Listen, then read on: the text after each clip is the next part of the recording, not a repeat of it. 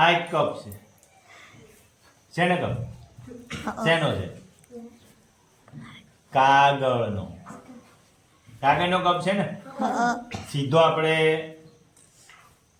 ગરમ કરવું અથવા તો આ મીણબત્તી ઉપર મૂકવું તો કપ તો હળગી જાય ને.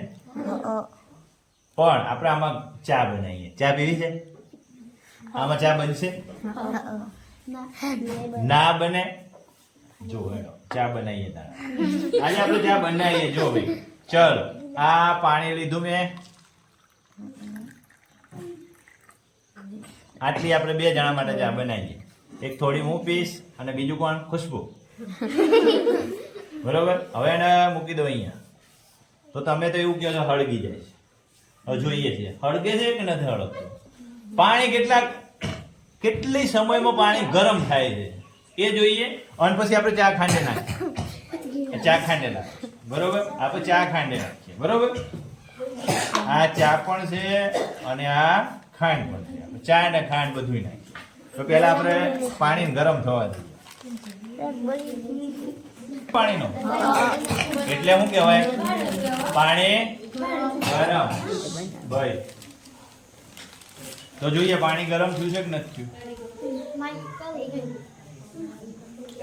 આટલી નાખું ખાંડ?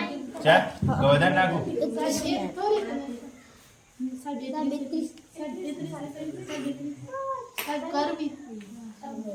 ખાંડ હે ને પણ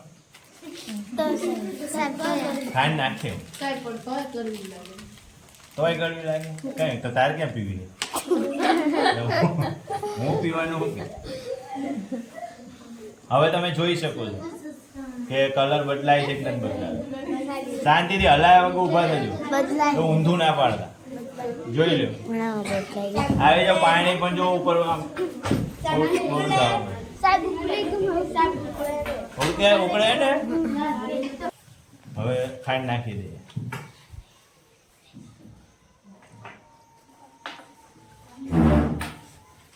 હવે આપણે સંજયભાઈ કહેશું કે રોજ આપણે ચા આવી રીતે બનાવીએ. આ બની જશે. ખાંડ થોડી વધારે નાખી તો મજા આવે ને. હવે મલ્લિકા કે કડવી લાગે. બધા વારા ફરતી આવો નજીક અને જોઈ લો કલર બદલાણો. જો જલ્દી જો હલાવતા ને ટેબલ. જો ધુમાડા નીકળે છે. જો અવાજ આવે તડતડ. બધા અવાજ શાંત થઈ જાવ. આ કપને અત્યાર સુધી આપણે આટલો ગરમ કર્યો અને પાણી પણ ગરમ થઈ ગયું અને પાણી આવવા પણ લાગ્યું. જો દેખાય છે પાણી આવવા પણ લાગ્યું. બરોબર. આપણે સ્ટવ ઉપર ચડાવી દીધો છે અને એ ધીરે ધીરે પાણી ગરમ પણ થવા લાગ્યું. કલર પણ બદલાઈ ગયો.